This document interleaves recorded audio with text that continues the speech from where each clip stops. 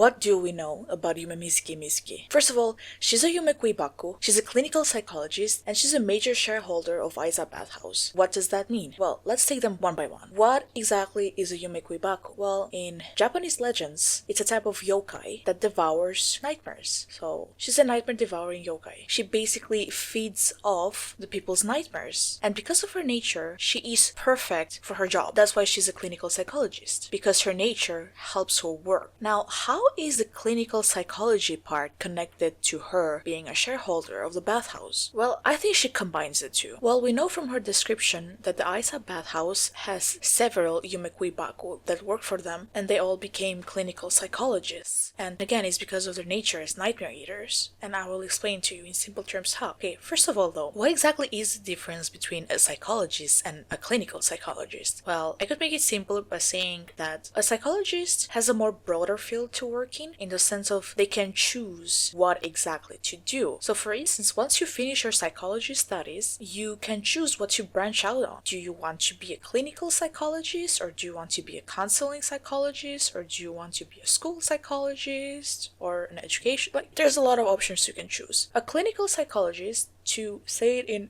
really simple terms, it's not necessarily that, but let's just say a clinical psychologist has a clinic. You, the client, go to their clinic and you're offered therapy sessions with them, right? Which they themselves have built around their practice. So for instance, a clinical psychologist has to do more work in terms of studying and practice than a psychologist. I believe it's at least 2 years of supervised practice to become a clinical psychologist. You don't just graduate university as a psychologist and you're allowed to instantly open your clinic, right? No, you have to be licensed first. Now, there's different disciplines when it comes to psychotherapy, and it's very obvious that Mizuki focuses on psychoanalysis. Okay, I think it's pronounced psychoanalysis, but I have been calling it psychoanalysis all my life because of my language. So if I slip up and say psychoanalysis, please don't mind me. If you don't know what that is, have you ever heard of Freud? So psychoanalysis is a discipline that deals with the subconscious. There's different realms of the human mind. So there's the conscious, subconscious,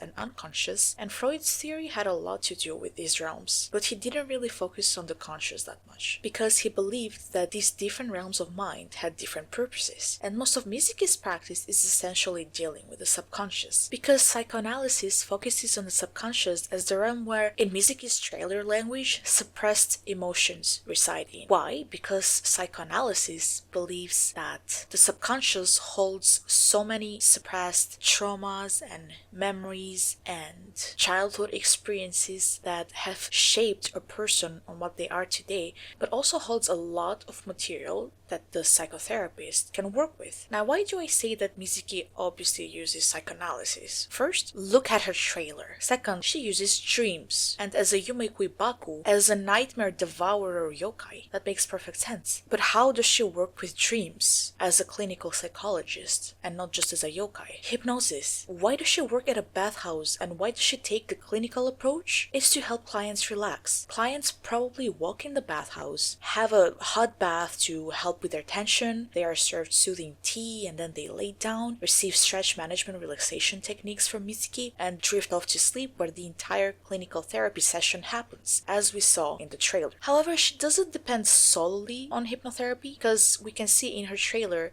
she uses free association. Let me explain that a bit. So hypnosis is a technique that psychoanalysts kind of gave up on, mainly because the effects weren't really long-term, and as they went on with their research and with their work, they realized that free association is easier for the clients and also gives a lot more to work with. Now, what exactly is free association? Well, essentially, as a client, the therapist invites you to talk about yourself, talk about your day, talk about how you feel, and of course the client might start with very general, I am okay, I am this, I am that things. However, the more they talk, the more material they share, because the therapist just lets them talk freely for a long time, and the more they talk, the more they explore, and the more material they give to the therapist, the more material there is to work with. And we did see this in Mizuki's trailer. And there's also little details with her notebook, which is incredible to me, because she takes notes, she actively listens, she puts the notebook down, she puts the notebook away, she encourages by nodding. There's a lot of details that can show you that she actually works with the client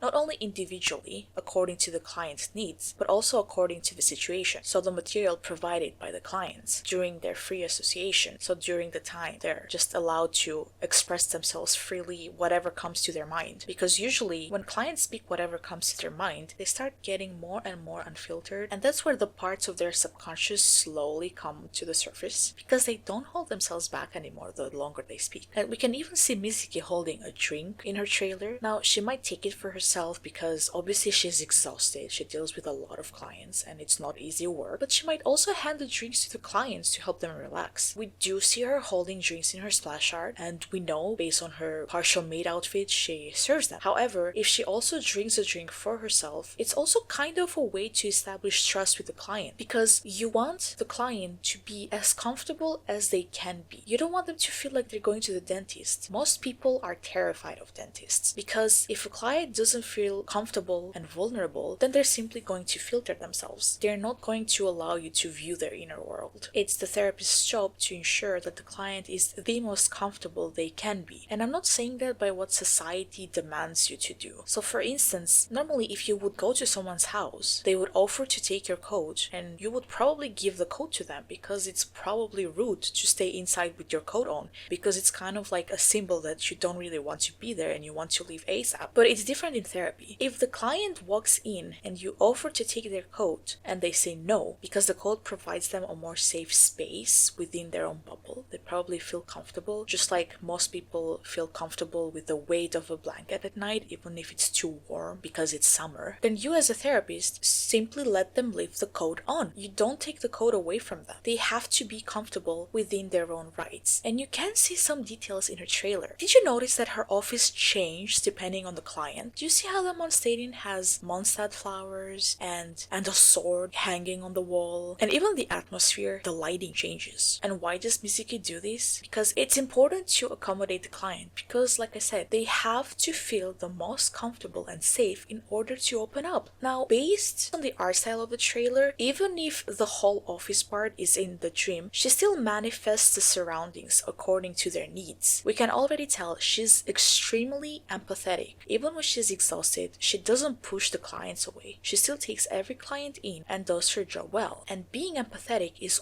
one, if not the most important aspect, or skill rather, that a psychotherapist should have. If you don't have basic human empathy, then you're not going that far. And a couple other details that I've noticed: she uses counseling language and relaxation techniques. What do I mean by counseling language? Even the encouraging nod she does while someone is talking to her, putting the client's feelings into words that not only help them break down and digest the problem, but also shows she actively listened to them. It shows empathy and professionalism. Saying, "I understand," and using simple, gentle wording is also counseling language, and it's brilliant. It's extremely helpful to the client. There's also a specific line that she mentions: "There's no harm in being a kid again." That just goes back to psychoanalysis instantly, because the most important period of a person is their childhood, right? Because that's where they develop their basic behavior. That's where they develop their personality. And even deeper levels, like that's where they develop relationships. That's where they develop relationship styles. That's what they develop how to view the world that surrounds them. That's where they develop habits and patterns of speech. That's where a lot of their traumas are stored in. Because the older adults grow, the more they mask, the more they hide their real feelings, the more they suppress things that bothers them. So essentially they're pushing the help they need away easily. But a kid is a bit more vulnerable, and there's always an inner child in everyone, and that inner child stores so much material that everyone has, that everyone